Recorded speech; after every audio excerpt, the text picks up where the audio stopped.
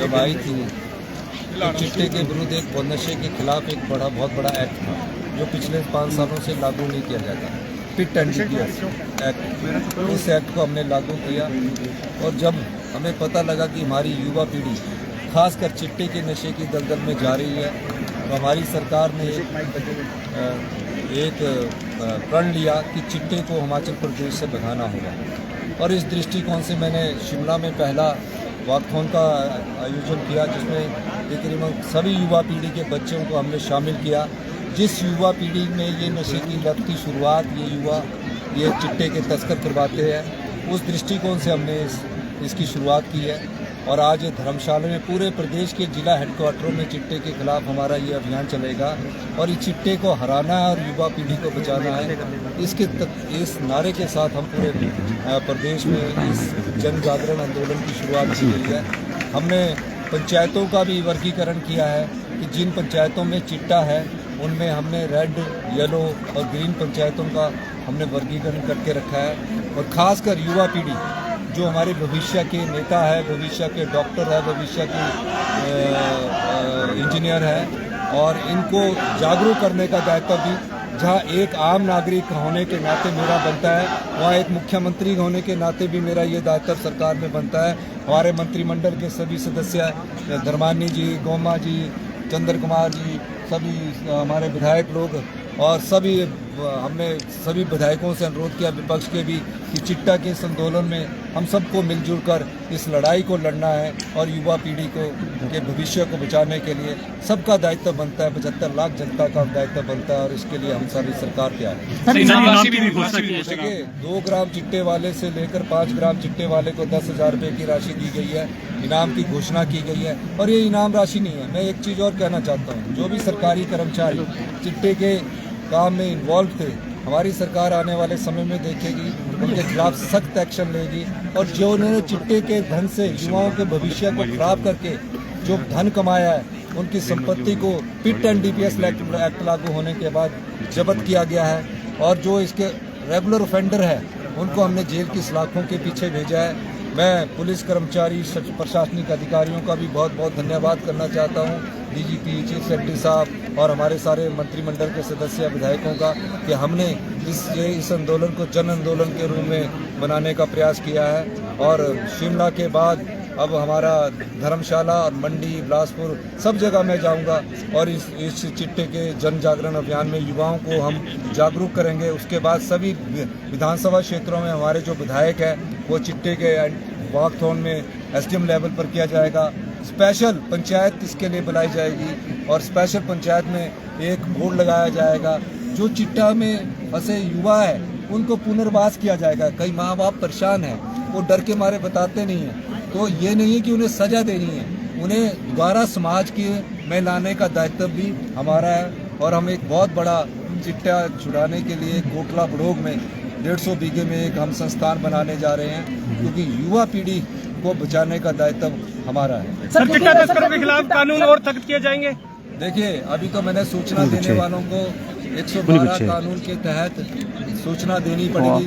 जो भी आप भी पत्रकार बंधु भी सहयोग करना, आपको ज़्यादा पता होता है, आप न्यूज़ लगाते हैं और बताते नहीं हैं। 112 के तहत हेल्पलाइन में आपने सूचना देनी है, आपको भी प्राइज मिलेगी। और मैं आपको ये कहना चाहता हूँ, प्राइज के अलावा हमारा जगाई से बढ़कर एक दायित्व है समाज के प्रति। जिस समाज ने हमको दिया उस समाज को हमको देना भी है।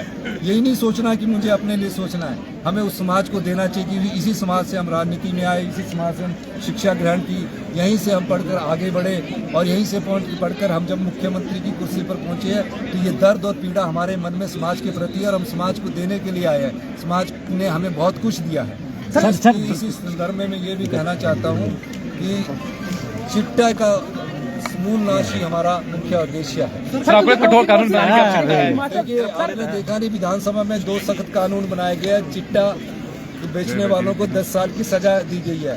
कानून बन चुका है, प्रेसिडेंट की असेंट के लिए गया है और प्रेसिडेंट की असेंट मिलने के बाद वो समय यहाँ लागू हो जाएगा। सर, विपक्ष लगातार हमलावर है और कह रहा है कि अब राधे राधे भी उनके इसमें आ चुका है। मैं प्यारे बेटियों से मिल रहा था और मैं जब बच्चों से सुबह मॉर्निंग वॉक में मिलने गया तो मेरी एक आदत है कि मैं बच्चों के पास बैठ के इंटरेक्शन करूँ। तो मैंने उनसे पूछा कि राधे राधे क्यों बोल रहे, क्या अर्थ है। उन्होंने क्या अर्थ नहीं बताया, उन्होंने सीधा ये काटा और ये बना दिया। जब राम मंदिर का रामलला का विराजमान होना था ना, तो दिल्ली में भारतीय जनता पार्टी की सरकार थी, हिमाचल में कांग्रेस की सरकार थी। उन्होंने आधे दिन की छुट्टी की थी, मैंने पूरे दिन की छुट्टी की थी। कन्या पूजन, गोवर्धन पूजन सब हमारे परिवार में अभी से नहीं, हमारे बचपन से हमें सिखाया जाता है। तो इसलिए सनातन धर्म की परिभाषा वो मत सिखाए जो सनातन धर्म की राजनीति करके वोट प्राप्त करते हैं। सनातन धर्म का मतलब है कर्म अच्छे करना, सेवा करना, दीन दयालों की मदद करना, जो भी हमारे होता है गरीबों की मदद करना, ये सब चीज़ें हमारे जहन में है, हमारे दिमाग में है। बीजेपी को कुछ नहीं मिलता। बीजेपी के तो सिर्फ ये मुद्दा रह गया, कभी मैं कहीं जाता हूँ किसी के घर में खाने का वो वीडियो बना देते हैं, कभी मैं कहीं जाता हूँ किसी बच्चों से मिलने का तो उसको वीडियो बना देते हैं। बीजेपी ने इस प्रदेश की संपदा को लुटाया है। 5 साल में जो बीजेपी ने इस डबल इंजन की सरकार करके आम गरीब जनता की संपदा होती है, सरकार की संपदा नहीं होती है। हम मंत्रिमंडल में मुख्यमंत्री 5 साल के लिए चुनकर आते, फिर जनता तय करती है। लेकिन जो जनता का धन है जिसका पता आपको नहीं लगता, उस संपदा को कौड़ियों के भाव में लुटा दिया गया। 4500 बीघा जगह 1 करोड़ 22 लाख में कस्टमाइज पैकेज के नाम पर दे देगी। 4500 बीघा में नया शहर बसता है आप क्या, और जिसकी 5000 की करोड़ कीमत है। इनके पास मुद्दा नहीं है। अब उन मुद्दों को लेकर ये विधानसभा में कुछ नहीं बोलते, सिर्फ इन मुद्दों को पकड़ लेते हैं और चर्चा करने लग जाते हैं। सर, इससे जुड़ा सवाल है, विपक्ष आपकी आल्टो कार पे भी तंज कसता है। देखो, आल्टो कार जब मैंने अपनी मेहनत से खरीदी, मेरे पास आ गई है, मैं सारा बजट उसी में देता हूँ। मुझे पता है कि मैं आम परिवार से निकलकर मुख्यमंत्री की कुर्सी पर पहुँचा हूँ, तो मुझे आम परिवार का दर्द है और इसलिए मैं आल्टो कार में जानता हूँ। मैंने जब से मैं मुख्यमंत्री बना हूँ, मैंने हमेशा ये सोचा है कि जो मैं कमा रहा हूँ वो जनता को दूँ। मैंने कोई मुख्यमंत्री बन के कोई संपत्ति नहीं बनाई है, कोई होटल नहीं बनाया है, कोई जगह नहीं खरीदी है। मैंने सिर्फ ये कहा है कि जो मेरे पास आता है मैं देता हूँ। मैं हमेशा से ये सोचकर कार्य करता हूँ कि मुझे इस समाज ने दिया, मैंने इस समाज को वापस कर। सर, जनता के सीधे संवाद को लेकर भी विपक्ष से सवाल उठाए कि जिस प्रकार से आप जनता से सीधे संवाद कर रहे हैं उसको लेकर। जनता से नहीं, मैं तो आम जनता से संवाद करता हूँ और मुख्यमंत्री को आम जनता के बीच रहना चाहिए। ठीक है जी, धन्यवाद।